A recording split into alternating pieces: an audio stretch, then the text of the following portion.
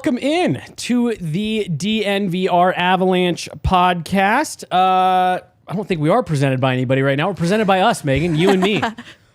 Jesse Montano, Meghan Angley, at the rink crew, doing a regular weekly pod. At the rink, at the bar. At the bar, yeah. Yeah, at the rink, at the bar. It felt sad to say it that way. I didn't want to finish it. I know. Especially because there are still plenty of people that are at the rink. Just not here in Denver. Yeah, we're into the off season. We're into the summer. We're going to be doing some new combinations, trying some different shows out. So every Wednesday, you can expect to find me and Megan right here, bringing you guys the live show. So it should be fun. I don't know if how deep into the summer we'll keep the actual At the Rink series going, just as events at the actual rink and access stuff kind of dies off into June and July. But you and I will, like I said, we'll still be getting together here every Wednesday for some fun conversation. We got a lot to get into. This has been a news-heavy week, Megan, around the NHL. We have draft lottery and kind of, I don't necessarily want to say the fallout, but I wasn't planning on talking about it today. But after watching kind of the way that the responses have rolled in the last, whatever, it's been now 36 hours, I do want to just park a couple minutes for it later on in the show, just to kind of get your feel for it. It seems like it goes beyond, Sour Grapes fan bases being upset that, a big market got a marquee player. There's some other layers to this that really, like I said, I haven't found many people and folks that I've talked with around the league that feel very good about it. And then even if you go out and just start consuming any of the media that's out there, there is not a lot of good feelings about the way the draft lottery went. We've got our first potential elimination game tonight. This was a topic that you and I wanted to get to on Monday, and we ran out of time, so I'm excited that we're going to be able to talk about it tonight.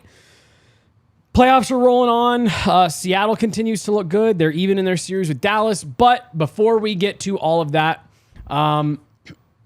the biggest news of the week, really, I think, around the league, depending on what happens tonight in Florida, I think will be Gabe Landeskog. I do think this is kind of the news of the week. Gabe Landeskog does, he and the team announced yesterday, 2 days ago? Yesterday. Was it yesterday? It was. It was yesterday. Yes, good call. Ugh. See, this is the one thing I am anxious about the offseason, to get my days of the week back. He is done for the entire 2023-2024 season. Megan, we got about 20 minutes with Gabe Landeskog. Then right after that, about 20 minutes with Chris MacFarland. A lot to unpack. They spoke for combined almost about 45 minutes. So a lot to get into. So this is where we're going to start. Let's start with the Gabe Landeskog stuff. I mentioned it on a show last week that I was heading into the summer. I said, I think you need to kind of operate as if you're not going to have him for all of next year. Now that we know it's reality, just kind of your initial knee jerk to the news before we get into what he actually said. I think it was not a surprise. Though I wasn't aware of the options that were available to him, this is one that he was made aware of in September. He was just that was interesting, yeah. Trying to exhaust one final option that could mean a return to play instead of missing an entire year guaranteed. Now, obviously, this is a difficult decision because now it has meant he's going to miss 2 total seasons. That wasn't something that he was anticipating. And I get it. It sounds like the rehab process for this procedure is pretty grueling. And so, understandably, if there was one other option to exhaust first, I definitely get it. And my reaction to it is a little bit of relief to have the certainty now. Yep. I think this was the mistakes of last season being corrected now, and making this decision final, publicly known right now. It puts a lot of stress off of people's shoulders, including Gabriel Landeskog, but even just the organization to move forward with how they approach the offseason with the clarity of not having Landeskog for the regular season. And I think that you kind of asked Chris MacFarland about it too, had this come up as a distraction.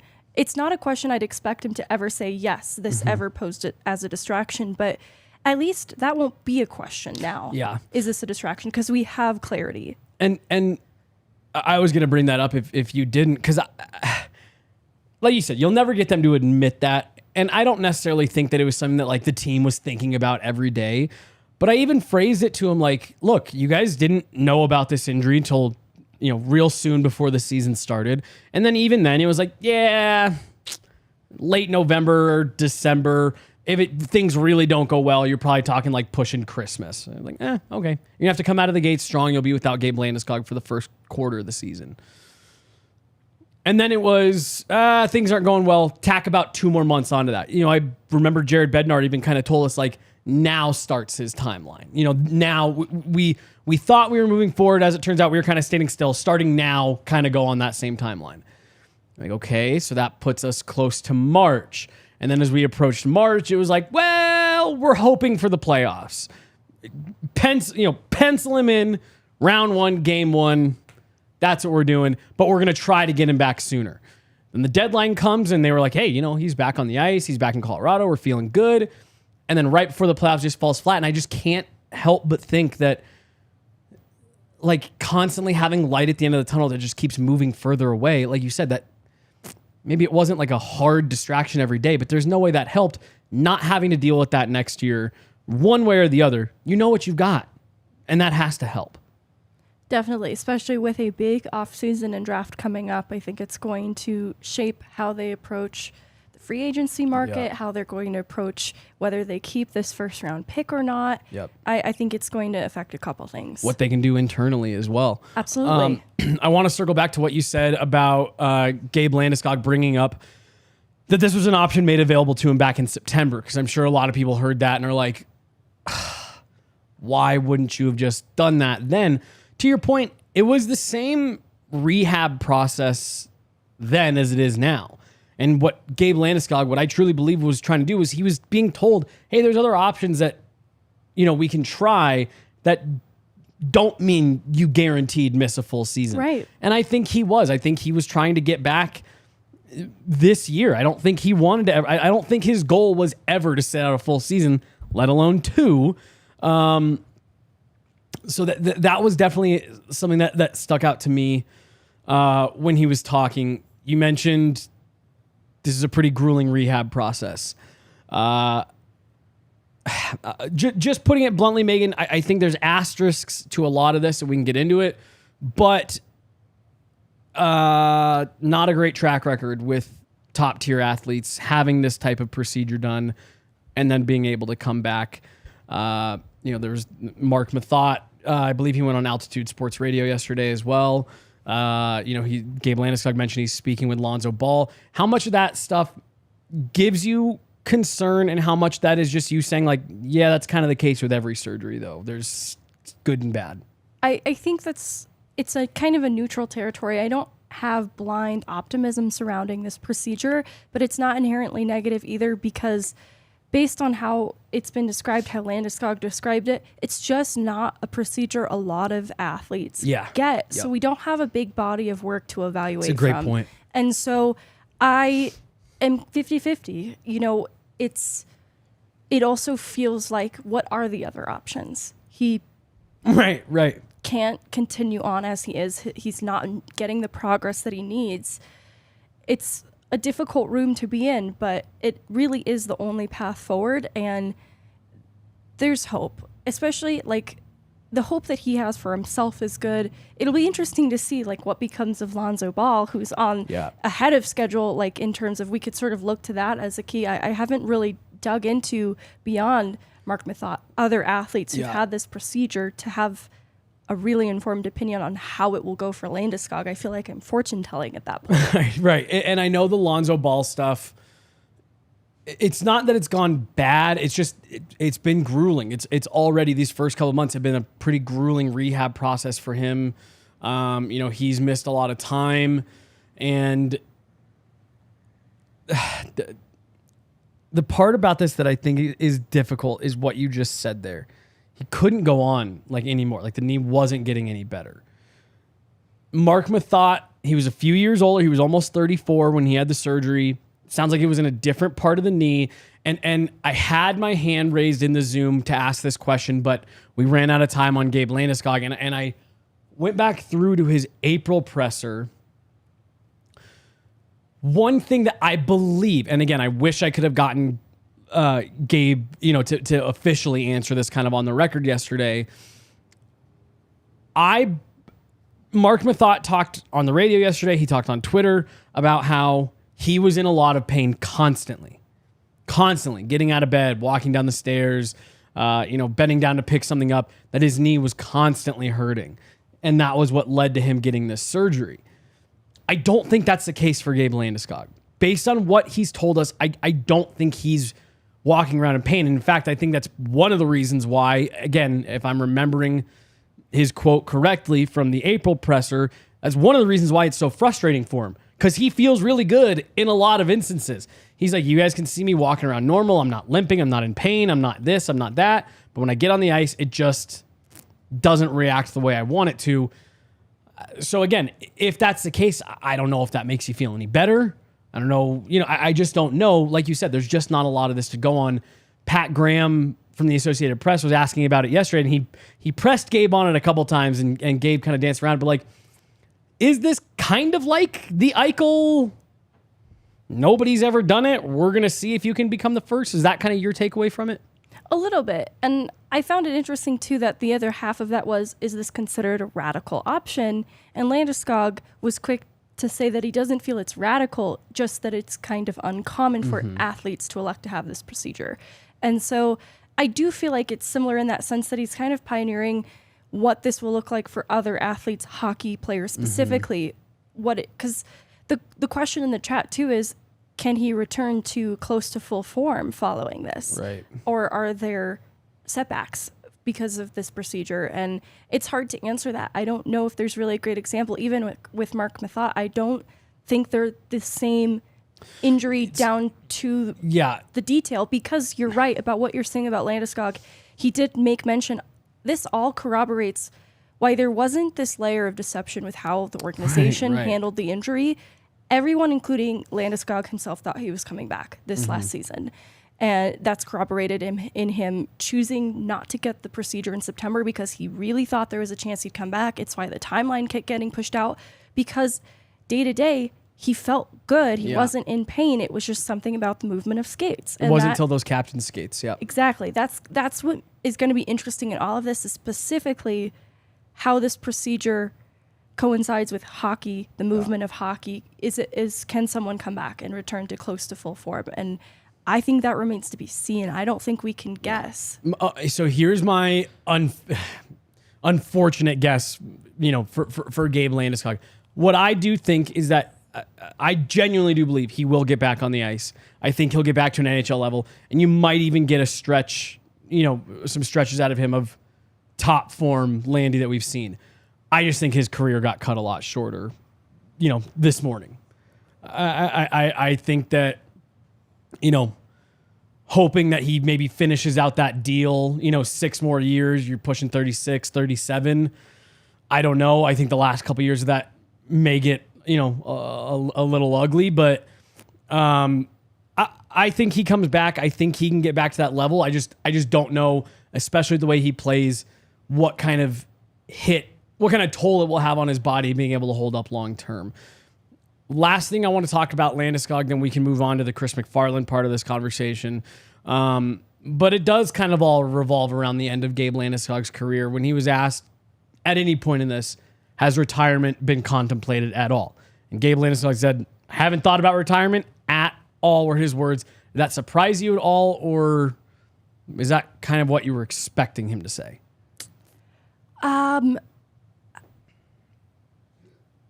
In learning that he knew of this procedure and wanted to exhaust one other option, it's not surprising, but it was necessary, I think, for him to confirm that to the public-facing view of things, because there's been a lot of questions surrounding that, because we don't know that side of things, what the thought process has been for Landeskog surrounding the outlook for this injury. It's been made to feel really, really bad because he did just miss this entire last season and progress wasn't happening. But I think a lot of this relates to the nature of the injury and the uncertainty surrounding it. It's not that it's impossible for him to ever return. It's just not really known. And I think that he's the type of person who needs to exhaust options before he even gets to that. And that makes a lot of sense to me. And I did like that he said that, he's done more studying in the last month than he's done since high school. And like you said, it's clear to me that this is not something that no decision along the way has been kind of taken lightly. The question that I was able to get in for him yesterday, I was originally going to ask him, like, what is your confidence level? He'll be back. Before I even got called on in the Zoom, he used the word confident about 15 times. I was like, okay, well, that's maybe kind of a dumb question. But I did just ask him, like, how hard has this all been? How hard has it been to, make the decision that you're going to sit out the playoffs, then watch that series play out, now make the decision to sit out a full season? And he said that it's been tough, that he's needed his support system. But he mentioned kind of reading between the lines that being back around the team helped. That's a big part of his support system and things like that. So I believe him when he says he isn't contemplating retirement. To your point, I think he's just a competitor enough that he's like, it's not going to happen. Like, I'm not going to give into this until I've done every last thing that I can. But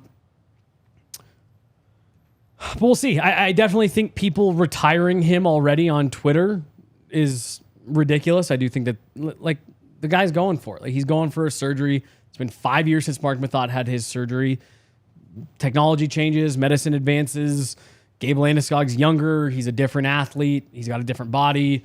We'll see what happens here. But closing it out with kind of the first point that you made of having that clarity now, I do think changes the conversation around this entirely, even though it's really the same result as last year. Let's move on. We'll get into Chris MacFarland here, but first, this is the DNVR Avalanche podcast brought to you by Breckenridge Brewery. They are the official beer of DNVR. Make sure you guys are using that Breck beer locator. We have all of their beer, not all of their beers. We have a ton of their beers here on tap. We constantly have them in the fridge. Do you have a favorite? I don't know if I've ever had one. Really? Oh my gosh. Someone's blown it. There's a bucket sitting 2 feet from her. She's never had one. That's always the one part that I'm the most bummed about come playoff time, that I'm not here in the studio. Cause I do love, having some Brecks while we're watching the game. Mile High City Golden Ale, Avalanche Amber Ale, obviously, Vanilla Porter Jr., Broncos Country Pale Ale. I'm not a huge beer guy, and I'm definitely not a huge IPA guy. I have not found a Breck beer that I don't like yet.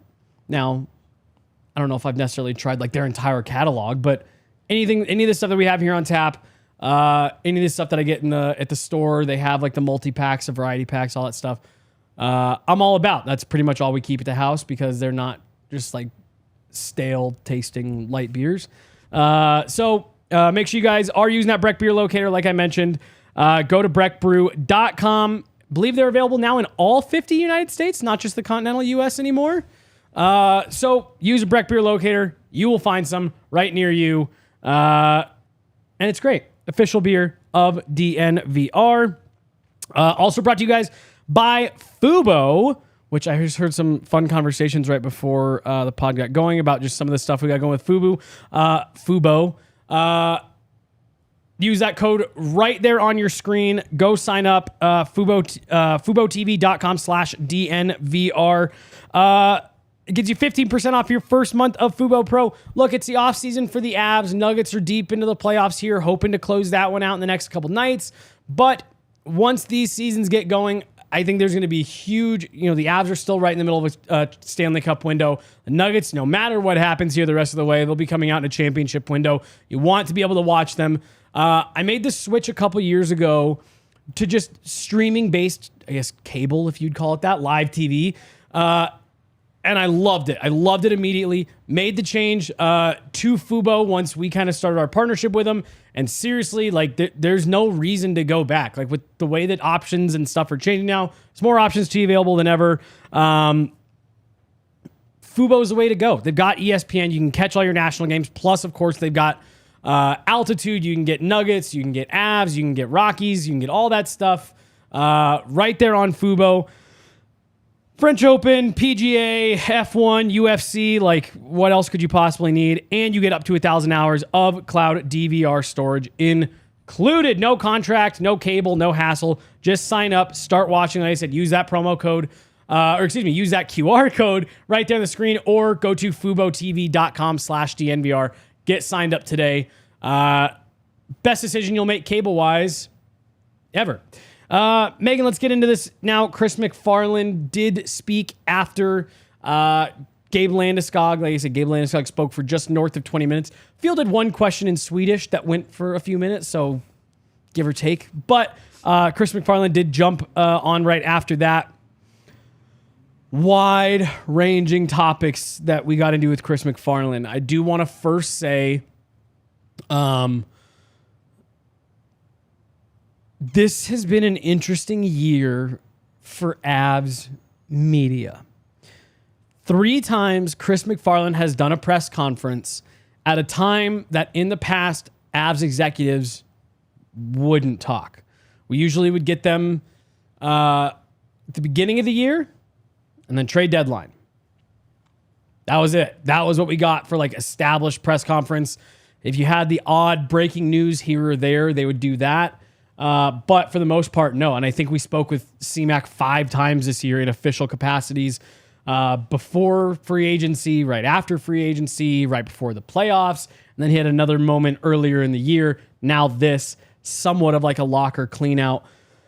I guess before we dive into the specifics, just kind of your broad takeaways from Chris MacFarland. Or I guess, did you have any kind of broad takeaways since there were so many topics discussed? Yeah, I mean, I like that this broad angle, though, encapsulating this is his first full year as GM, and making himself available to this degree is something that I think we certainly appreciate. But I have to shout out how well media trained he is, too. He only shares what he wants you to know. And I still find that valuable pieces of information come from each of these. So I want to make clear that making himself available to us, even though he is very careful with his words and will withhold anything that he wants, he still does give useful insights. It's worth my time to be there. I want to say I did raise my hand in both. I just didn't get called on. There was a lot of people for both chats. But there were wide-ranging topics, and so where he could give information, I think he's generous. I thought that when he heard your question too, there definitely seemed to be recognition of who you are, your outlet, and an appreciation or a thoughtful answer, even though he's not saying this season was frustrating. I'm going to interrupt you real fast because it is so funny that he does that. You and I, Megan, I think it was the pre-deadline press conference where he spoke again for north of 15 minutes. I think it was like 17 and some change. And it ended, and we looked at each other, we're like, damn, that was 17. That took an awful lot of minutes to say nothing. He's very long-winded, very thoughtful answers, and at the end of it, you go, you didn't answer the question. Damn. And it's all very intentional. But you get some things, sure, and it's nothing... I'm mostly being tongue-in-cheek. Crazy, but like, he's pretty generous when it comes to Eagles-related information, because... At the deadline, I remember that is how I just learned a little more generally about the health of Galchenyuk and Maltsev at that point in time, because I did not have a current update, and that was useful, I felt, just in terms of options down the middle. And then, again, hearing him talk about future hopes for NHL players next year, like players that could maybe fill an NHL role, interesting who he makes mention of and bringing up the college prospects of his own volition. Like, that's information he's just volunteering. And so I do feel like you could read between the lines in some of these answers, like, okay, that is useful. I see kind of where he's thinking about these prospects in that way. Totally. It's like you said, it's funny because he gives answers like one of the first questions I was asked was, now with this clarity around Gabe Landeskog, are you guys going to maybe be a little bit more aggressive trades, free agent? And, he gave kind of the copy-paste answer of, well, if there's something that we think makes our team better, we're going to pursue it. But to your point, that's kind of the overall message of it. But if you listen to what he says, kind of read between the lines, I really did take that as like, yeah, we're spending that money. Like, we're not sitting on our hands like we did last year. We're spending it, but we don't, we're not going to out anybody as far as who we're looking for, what we're looking to do, any potential trade partners, things like that. So I guess let's kind of start there. And I did realize while you were talking, we actually do have a nice chunk of the Gabe Landeskog interview or availability from yesterday that I think maybe we'll have Tiff drop here in the third period maybe at the end or wherever just kind of fits. Because I do think a lot of this that's important from yesterday, and we have a couple of clips from CMAC as well. The context and the tone and the cadence to a lot of this stuff, especially we'll touch a little bit on the Val stuff because again, this was another instance where he didn't really say anything, but I thought he gave some interesting kind of little tidbits if you're listening, kind of reading between the lines. Absolutely. That was my takeaway as well. So, but to the point that you made, I think before we jumped on, us purely reading that quote, I put the quote out yesterday on Twitter and you should just read some of the responses. And it's so funny, the wide ranging anywhere from like people being like, man, this sounds like, Val's okay, but he might need some help. Hope he's doing all right to what a joke. Val abandoned this team. He's clearly involved in something crazy. Like, just wild ranges of the way that people read the quote. So I do think you were right when you said that it's important to get the context. But let's start here with that question that we were just talking about of, are they going to spend that money, having that clarity on Gabe Landeskog? Relieved, as bad of a situation this is, I did sense a little bit of relief from Chris MacFarland. Like, here's one thing we have an answer to.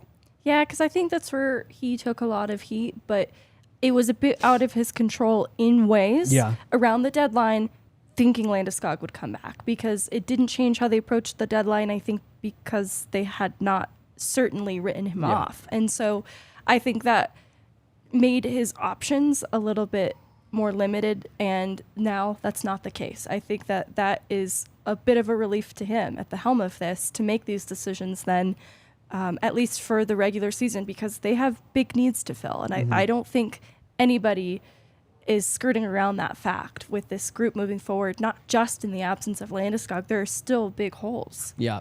And one of the things I was asked to him kind of as a follow-up to this was, your internal kind of conversations that you're having to have this year, Alex Newhook, Bowen Byram, JT Compher. Again, he didn't outright say this, but Megan, kind of what I took away from that was I think Byram's going to be the first domino to fall, see where that money lands, and then we'll kind of go from there. Again, just very non-committal to any part of, what we're going to do internally. But to your point, no matter what they do with their own guys inside, there is still at least one glaring hole at the top of the lineup at that 2C position. Were you able to, I really wasn't, were you able to glean anything yesterday from what he was saying about how they might want to go about doing that? Trades, free agent, anything? Like I said, I didn't really pick up anything on this part of the conversation. No, certainly not. My guess was one of the questions I wanted to ask is if that first round pick is safe or something. And honestly, in him saying we'll exhaust all options, I don't think it is. I think that's what he's saying without saying it. And then looking at the UFAs, and I loved how he just brought up the CBA and gave almost just this very textbook definition of what the CBA is. And this is what free agency is, folks.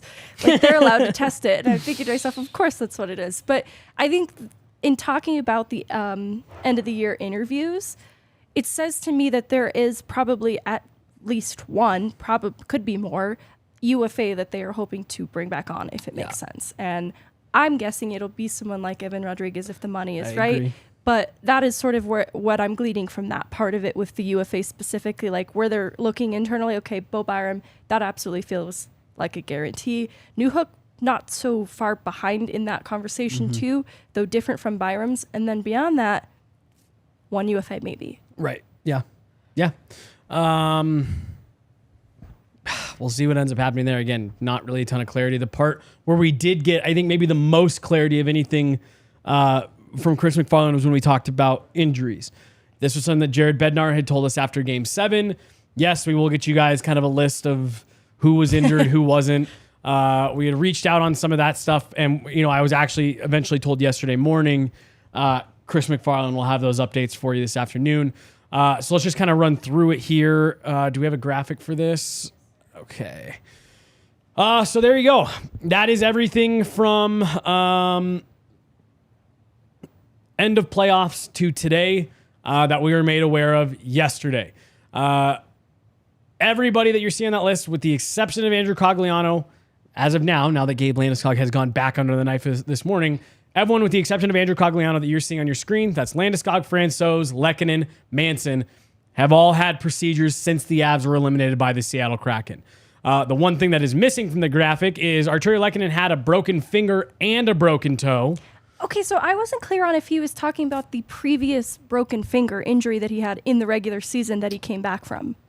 Or if there was an additional broken finger. The way that I took that was there was either an additional broken finger or the finger wasn't fully healed by the time he came back. Okay. That it was still bothering him. Okay. And he was dealing with both the finger and the toe at the same time. That's my bad. I left it off because I was like, that's an injury we knew about. Well, it really just there was a comment that came through earlier that was like, the season's over, but the Gabe Landeskog news is just an extension of all of this. Right. To me, it's the same thing with the Lehkonen. We don't know how many bones he had broken. Right, because this is probably a much longer list if it's like existing injuries. Right. Exactly. Josh Manson right there. Again, all we got was he had a procedure. It was implied that it was the same injury that he was dealing with all year. Josh Manson described this as the most frustrating and difficult season of his career because of the injuries he was dealing with. Sounds like he had to go back on the knife for that. Pavel Francouz, an abductor procedure done. Just a rotten year for Pavel Francouz. Couldn't stay healthy. It was something different every time. I've always felt like Francouz has gotten a harder rep for the injury stuff than he really deserved, because he actually had just two that happened to be back to back. One came in the shortened season that made him miss that whole thing. This was a year where a lot of those people felt very validated. He was in and out of the lineup constantly. Was fine when he was in. One more year on that deal. I don't imagine the Avs do anything with that. I think they'll let it ride for next year, and then we'll kind of go from there. You feel for Pavel Francouz, one of, if not my favorite guy in the room. And then again, it is crazy because, Megan, you run through this entire list, and the one guy who doesn't need surgery is probably the one who you would say you felt like had the most significant injury. That is Andrew Cogliano. Fractured neck. Believe it was his C5. I just did this yesterday. His C5. 6 to 8 weeks, Chris McFarland said. No procedure needed. Did that surprise you as much as it did me? Yeah, absolutely. I'm not sure what to make of that. There were some things that, like the Lehkonen, I'm like, am I hearing this correctly? Yeah. That is one that I'm a little unsure on the specifics of, but I hope that I'm understanding that correctly to be 6 to 8 weeks. Yeah. Do you have any thoughts on Cogliano with an injury of this kind at his stage in his career? Do you think he tries to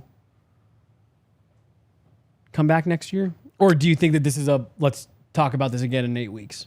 It feels like let's talk about it again in 8 weeks, but because of who Andrew Cogliano is as a player, how well he takes care of himself, I'm not counting him out for playing hockey again because of who he is specifically. Everything else about this situation, though, would point to maybe this being the end. But there's just something about him you don't want to write off because of who he is. Totally. And I feel like we jinxed him a little bit, Megan. At first, too, we felt kind of validated. Like, nope, he got down a couple times, but he got right back up. And then it just got too bad. And we perhaps did. I talked to a player, I'm not going to say who. I think it was the morning of Game 7, and I talked to him about Andrew Cogliano.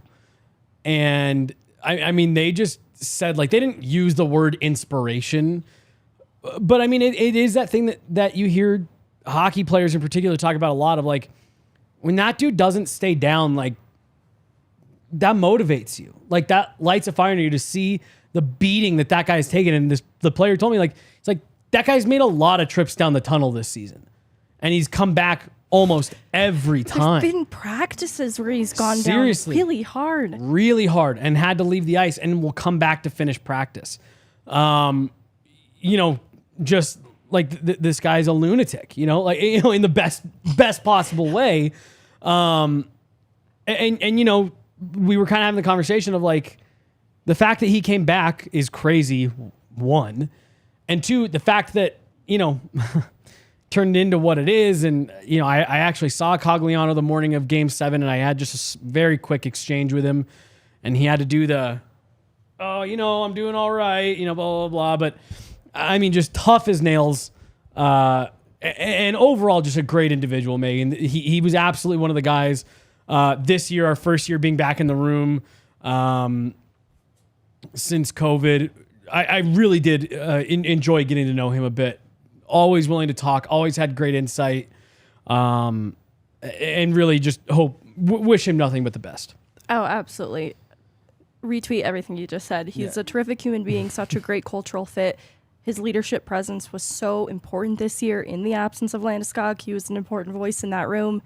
I can't say enough positive things about him. Yeah, and I really do. If he does decide he can come back and he wants to give it a go, I would have to imagine that there would be mutual interest between him and the Avs and him. It seems to be a relationship that's, really kind of thrived.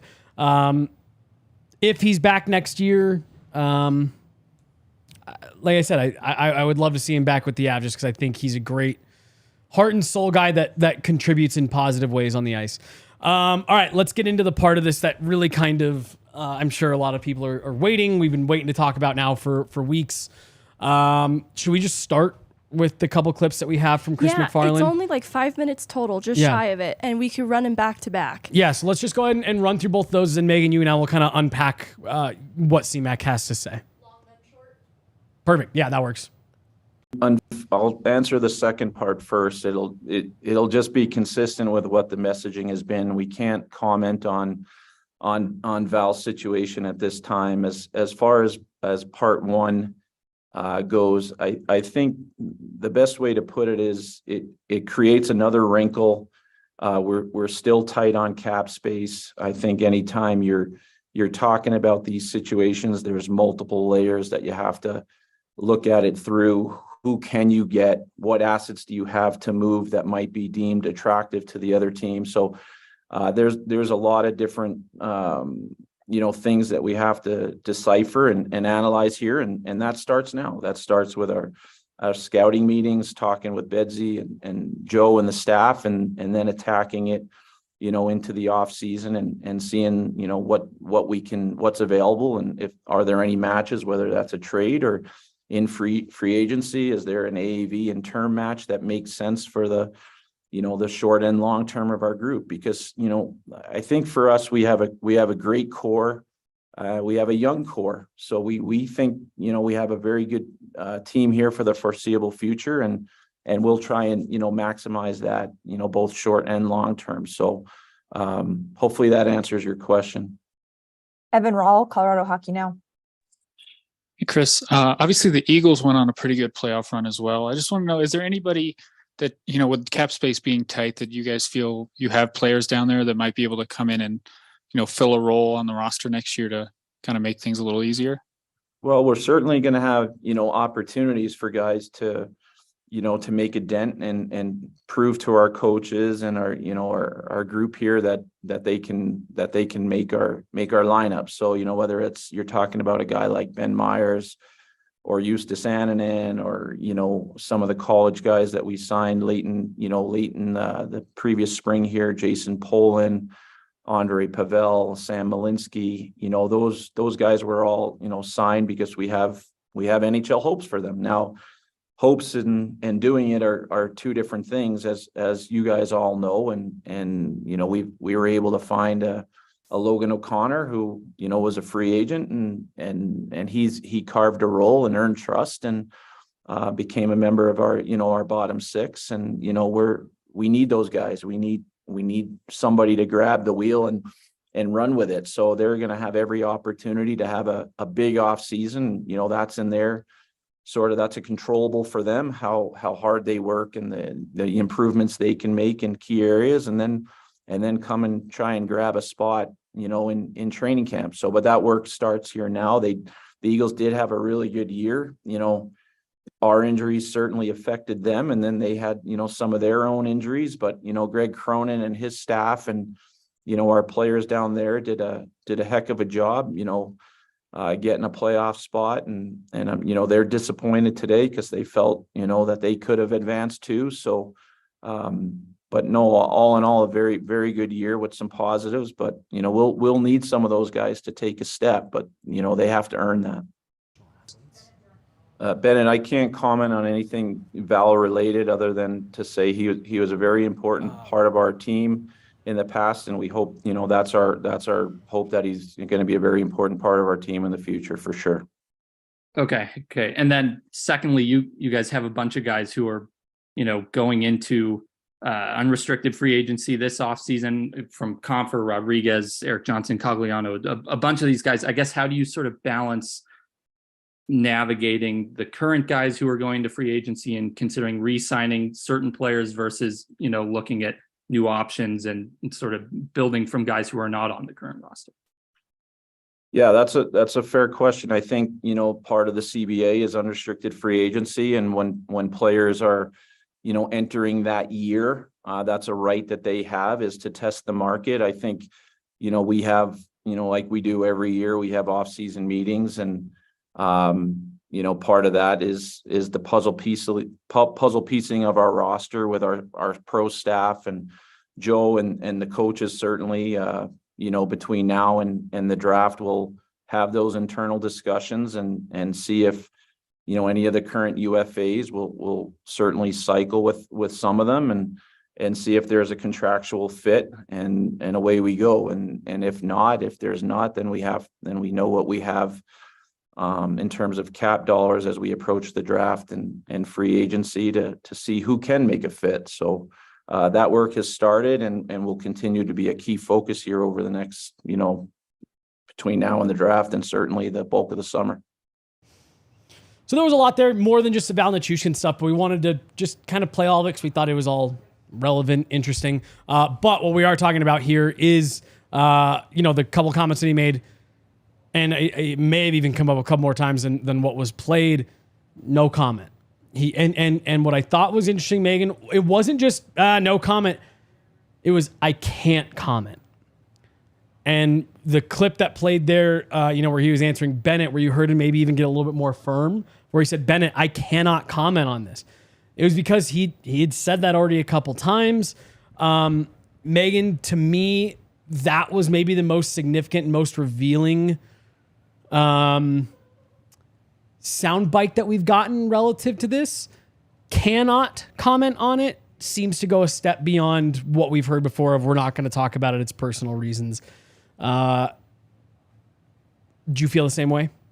Or do you still kind of just feel like it's just, we don't really have any publicly confirmed information? No, I think the organization has the information they need. I think the can't versus won't is an important detail. Yeah. But I don't know. I don't think it's like, I don't know. There's so much more to say about this beyond that. So, well, it's so here's been the problem with this situation. And Megan, like, just being candid, like, we've had some, not you and I, but like as a group, as a company, like, we've had some, you know, kind of passionate conversations about what to do with this situation, because there's a lot of, there's so many moving parts to this. There's so much muddy water publicly.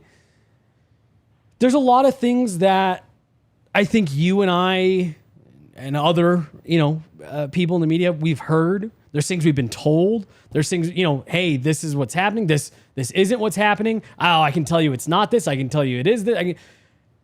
But nobody knows for certain, with the exception of, I think you're right, the organization. The organization has a pretty good idea of what's going on. And the part that I talked about on my Instagram yesterday was, I really do think people need to start focusing on what's not being said. There's a lot of things they've ruled out it isn't, that they've said, no, it's not that.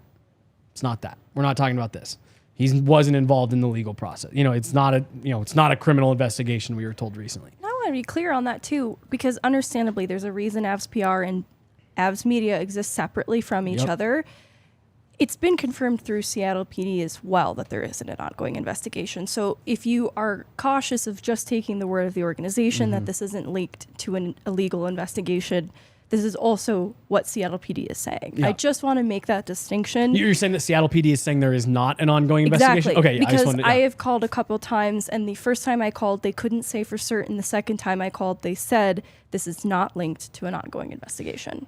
And so that is where that's a great, bit of reporting there, Megan. And like, that's where I've been encouraging people to take that route. Listen to what is not being said. And I think the fact that, you're saying Seattle PD is saying there's not a criminal investigation here, and the Avs are saying that they cannot comment. To me, Megan, this is all starting to point down, like the number of roads that this direction is heading, like it's getting fewer and fewer. And in my opinion, we're really starting to narrow this down. I took can't comment to mean something. That's not, we're doing this. Like, people have been burying the Avs organization, and some of it I get. They've earned this reputation of being unnecessarily tight-lipped and getting cute with the information. So I get it. I get why people have piled on. This is one instance, genuinely. I don't think they're doing that. Like, I think they are aware. They're watching. You and I know, we laugh all the time. They're all over social media. They're in every article. They have an entire, and this isn't just the Avs, this is a lot of pro organizations. They have an entire department that's just dedicated to consuming that kind of stuff. I shouldn't say just dedicated. Those people work very hard, I'm sure. But they go through articles, they read stuff, they listen, they watch, they consume content. They want to know what's going on out there. They want to know what the narrative is. There's no way that they would just be watching this and saying like, we don't care.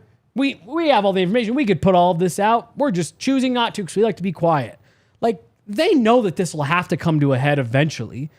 If Val Nichushkin is just at day one of training camp next year, they're crazy if they think they're going to be able to skirt this. Like, I genuinely don't think that's what they're trying to do. Cannot comment, I really thought carried a lot of weight yesterday, in addition to everything else that we know it isn't. And as you are now, saying, Seattle PD is confirming it's not a legal matter. Because there are layers to it. Like, this isn't so many an layers. Incident that people are latching onto that only does or does not involve Val Nichushkin. And I think that's what makes it complicated, is there are more parties involved here. That raises a lot of concerns. It raises a lot of questions. But part of there the layers, are more lenses to view this from than just the concern for Val Nichushkin. All of the criticism and concern, I think, is coming from a valid place, all different directions. Like, I think the criticism of the Avs being tight-lipped isn't even personal to the Avs. It's sort of pointed at the league as a whole because of their reputation in how they've handled things like this in the past. Yeah. I think that's fair. But there are also layers to this. There are pieces that are not known to the public-facing side of this that make this really complicated to navigate. I just want to impress upon people that I don't think anyone is completely giving up. So like you said, come training camp, there are going to be people who are still interested in this. This isn't the Avs getting off easy. They're never going to answer any questions ever again. I think the questions are going to continue to be asked. They're certainly being asked behind the scenes in a lot of different ways, too, to confirm things. I think that's what is happening a lot behind the scenes, too, that people may not be privy to. Understandably, there are layers that are very private, and fair questions. Like, that's what has made this really difficult to talk about. I almost sound exhausted or frustrated. But it's like you almost have to have the conversation like in the way that you're doing it, where it's like you have to stop and think about every sentence because there's just so many moving pieces. I don't want to punt on this conversation altogether, but I just glanced down at the time and we got to make sure that we're still moving. But I want to round out this conversation here in just a second because I do think it's a tough conversation. And actually here, I am going to wrap the Val Nichushkin stuff. We can maybe talk about it more on Monday again. Here's the last thing that I'll kind of say on it.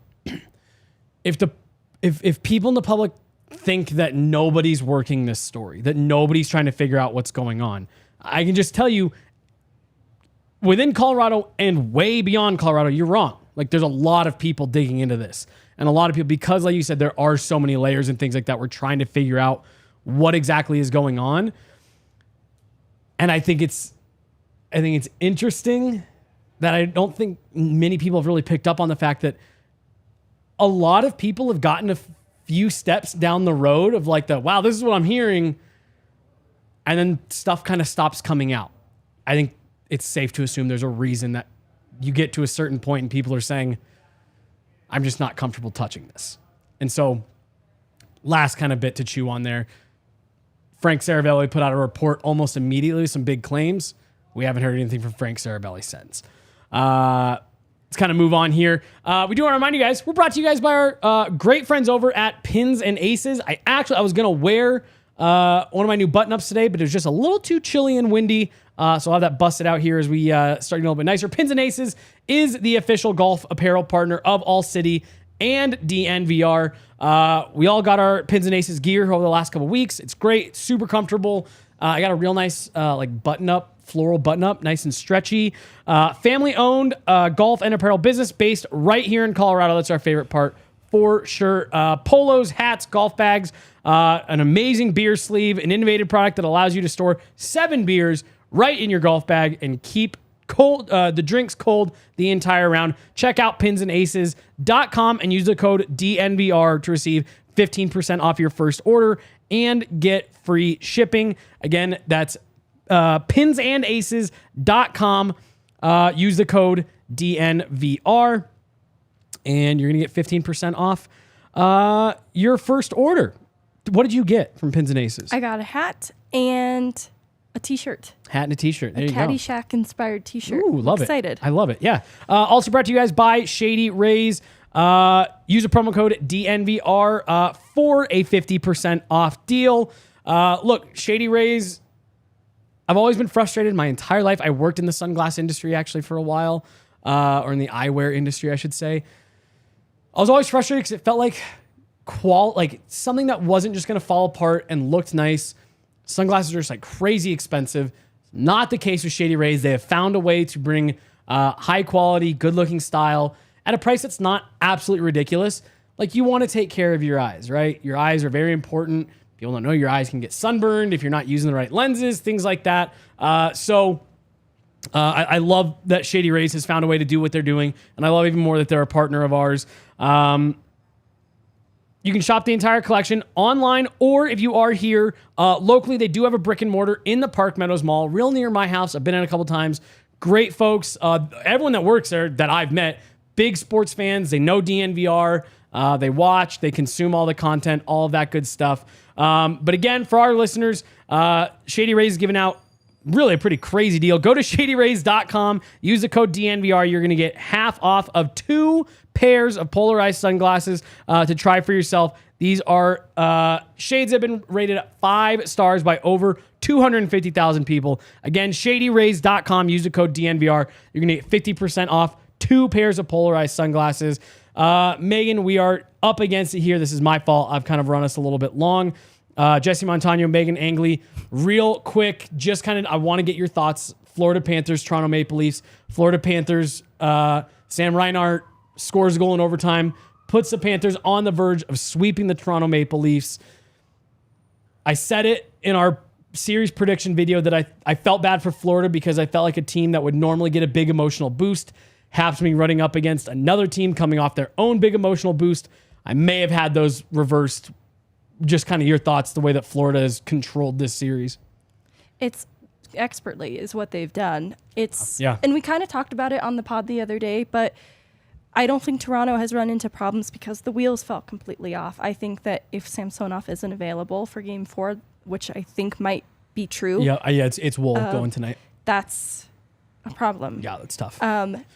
He looked rough the other night. He looked like he was battling. Absolutely. And coming in a little bit cold maybe is tough. Totally. We'll see. Like, I do feel Toronto has a win in this series in them before they're fully out. But Florida is the expert team. They've played like it. They've been able to control games from a variety of points. Like, regardless of their first period, they can take a second period and close out games very well. They're also getting contributions from a lot of different areas in their lineup beyond just Makachuk. That there's a lot of things going well for Florida right now that they're doing very well also. So I was thinking about this, like, with respect to Toronto, they slay their first round demon.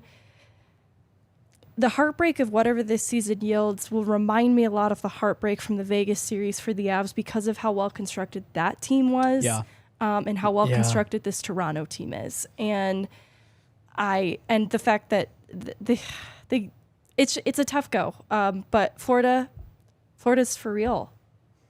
Well, and it's so funny that you use that phrase right there, Megan, because it's something that I've brought up both on the show and just you and I chatting. Like, I think we maybe forgot that this was last year's President's Trophy winner. Like, they had a rough season. There was a lot of changes internally, but like, this is a team that people had legitimate cup expectations for just a season ago. And so maybe we shouldn't all be as shocked as we are, but like, it's been shocking. They got swept in their second round. They know what that feels like. They probably saw some things on the opposite side of that to take away and carry into this series.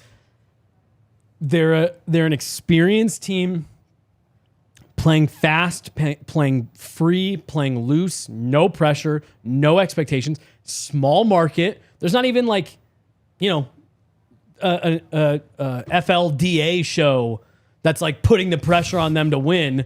Yeah. You know, like, they're just having fun. They're playing loose. And what's scary about them is they're doing that with guys like Barkov, Kachuk, at the top of their lineup. Brandon Montour has found another level. Sam Bennett is playing at a great level. Like, you look at what Seattle's doing, I think the Kraken have a little bit of that right now where they're just like, we've got house money. Like, we don't care. We're just showing up and playing hockey, but they don't necessarily have the high-end talent that a Florida does. Florida's a dangerous team right now. Like, if I'm the Carolina Hurricanes, I'm up 3-1. That series with New Jersey is just weird. Terrible. It's terrible. It's been 4 blowouts and we're at a 3-1 Carolina advantage. It's been horrible. All right. We're pretty much all. Do we have time to run the Landy? Oh. Okay, cool. Okay, perfect. Any final thoughts, Megan, on playoffs, anything like that? I wanted to talk about Seattle a little bit because I think they've been fun, but they have been fun. We'll have a lot of time. Yes, yeah. I was gonna say we'll get into a lot more of this on Monday when we have more clarity on where these series are at. So nothing you want to just throw in real quick. Let's hear from the captain. Okay, yeah, we're gonna. Oh, yep, we do have one super chat, and then we're gonna finish out the show with a nice chunk from Gabe Landeskog's availability yesterday, just so we can kind of see him, hear from him, all that stuff. $5 from one of our favorites, Vaguely Sober. Which of the Eagles might make the jump this season? There's a lot open in the bottom 6. There's a lot of open bottom 6 spots. I completely. It's such a cop-out answer. Ben Myers is who I'm imagining there, and you know, one for me that doesn't have a contract that I'm really curious about. Who? Galchenyuk. Okay, so that's actually where I'm at with Galchenyuk. Is I see a lot of incentive for both parties to re-sign here in Colorado, even if the expectation is this kind of fringe AHL, NHL role. I think he's enjoyed Colorado. I think they've enjoyed him. I think they've enjoyed what he's put in here. That opportunity would have to be earned, but it wouldn't be outside of the realm of possibility in my eyes. That's a guy that if they give him another 1-year deal with everything that he put in this season, I would expect for him to, at bare minimum, push pretty hard for a roster spot out of camp. And it's because of where he started this year, Totally. honestly, that I think they had that consideration for him. But beyond the foodie conversation, because he only got in 9 games, then he got hurt, dealt with some injury. I think he gets in more games. I just don't think he's pushing for a regular spot just yet. Yeah. Definitely think they're going to give him a lot of looks, though. You and I talked about Sam Malinsky on Monday. Sam Malinsky, I'm not going to say he's even an NHL roster contender, like out of camp, like not even close. If things trend the way that they did with his limited time with the Eagles this year, that's a guy, if injuries and all that stuff break the wrong way, I guess, I can maybe see a game for him at the end of the season. I definitely wouldn't think it's impossible for him to make an NHL debut and get in some games. Similar to what I'm imagining for Foodie is wanting to see the fit as necessary. Like within reason, right? You don't want to just needlessly put a Malinsky or a Foudy in, but I think they're going to want to see, especially in the preseason games, how these two looks. And I think that's going to earn, depending on how those go for Malinsky, some NHL games in the regular season. That's just my guess, but I'm not really penciling him in as a full-time. Long way to go till we get there, but he's a keep your eye on kind of guy. Definitely. All right, I think that'll do it for us. We're going to wrap today's show with, some words from Gabe Landeskog's availability yesterday. Got a nice chunk of that for you guys here. Jesse Montano, Meghan Angley, we got Tiff running the board, making sure you guys can see us and hear us. So thank you guys so much for listening. Let's hear from Gabe.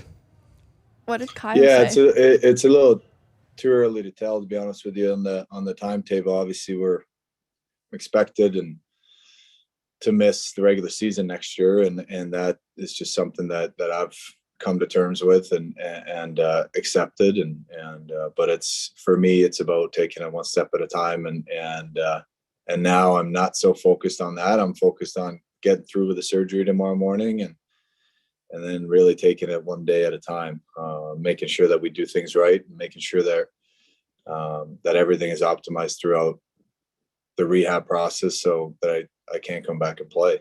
And I'm confident. Everybody I've talked to and the medical experts that I've consulted with have shared that faith with me as well. So feel good about it. The rehab process will be mostly out of Denver. I put together a team that I feel very confident with, and I'm looking forward to get going. And I'm excited. Kyle Fredrickson, The Gazette. Hey, Gabe, through this process of figuring out what's next and just knowing how challenging this road has been for you, at any point did you consider retirement? And just could you just bring us through what your desire is to play and what really motivates you to come back right now? I have not contemplated retirement at all, to be honest with you. It's just been a matter of finding the best path forward for me, and figuring out identifying the problem and then figure out a solution. Really, that's how you approach everything in life, I think, and this is no different. Until I've exhausted every option, then I'm just going to keep pushing forward. So I'm excited about it. Like I said, I'm confident about it. Is it going to be a long road? Yeah. But motivating factors are plenty. Obviously, the last time I was on the ice in a game time situation, it was Game 6 and down in Tampa Bay, and we were the winners of the last game of the season. So that's enough motivation in and of it itself. And I think watching our team this year has been very motivating. And there's been so many times where I just wish I could tie up the skates and go out there and play with them. But I know that time will come. I just have to do what's right for my health, and really ultimately do what I can so I'm able to go out there and play with the guys, and continue to chasing more Stanley Cups. And I just feel like we as a team have something really exciting going, and we have a really, excited fan base for all the right reasons. And that's why I feel like I think this is the right opportunity for me to make sure that I'm healthy and I can come back and play. So I'm very excited about it. Pat Graham, Associated Press. Hey, Gabe, thanks for taking the time. Really appreciate it. Kind of a two-parter here. Have you got any sort of success rate from the doctors on how often this is successful? And is this kind of like a radical surgery, like maybe like a Jack Eichel type back surgery type surgery? Well, success rate, I think, is above 85%. But the problem, I shouldn't say the problem, but it's an uncommon, I guess it's an uncommon procedure for elite athletes. And the hockey players even more so, but basketball players have done them. And I've actually spoken to Lonzo Ball that just had the same procedure done a couple of months ago, probably at this point. So been able to talk a little bit with him, and he's had a similar last 14 months that I have, with a couple minor procedures and things like that. So I'm confident. It's an injury that's hard to rehab. It's an injury that's hard to sort of, once the injury is done and there's enough damage in there. It's sort of hard to patch the holes without going through this procedure at this time with the symptoms that I have and with what I'm experiencing. So I'm confident with it. Yeah, sorry, Pat, but I think I forgot the second part of your question. Just is it radical? Is it kind of like a Jack Eichel type surgery? Back surgery, or is that? Yeah, I mean, I think that's a subjective opinion. I don't think so. I don't see it that way. I've done a lot of research on it. I've read numerous studies on it, the rehab on it. In my mind, it's not a radical surgery, so I would say no. Jesse Montano, DNVR. Hey, Gabe. Well, I was going to ask what your confidence level was of you coming back, but you've kind of answered that here over the last couple of questions that you are feeling good. I guess just how hard has this been for you, to make this decision and after missing last season to come to the conclusion that you're going to sit out next year? Just how hard has this whole process been, the decision making for you? Yeah, I think, it goes up and down, and there are times where it's harder than others. But I think once, the press conference for me was a big weight off my shoulders, and it allowed me to, to sort of dive into the research on this and talk to experts and doctors and get opinions. It's all about just making sure that you're putting yourself in a frame of mind that allows you to focus on something. And for me, it hasn't been focusing on missing out on the season or missing next season. It's going to be about, my rehab and my journey and getting better at making those small incremental gains in the training room, but also in the weight room when that comes time. And eventually I'll get on the ice, and then it's about making those small steps forward. And you really have to break it down. If I'm, coming out of surgery tomorrow, thinking about returning on the ice, whenever that will be, that's a big gap to fill in there. So you have to really break it down incrementally and take it one step at a time. I've said it for years, but that's the only way to do it. And I think for me, the hard times have been made a lot easier by the people I've surrounded myself and my family and my friends and my teammates and, the staff in the organization and the support overall that I've received over the last year or, last 10 months or whatever it's been and continue to get has been overwhelming at times. But something that, means a lot to me and has really helped me out throughout this whole process. And being around the team in the last 2 months and 3 months has been huge for myself and feel like you're part of that team.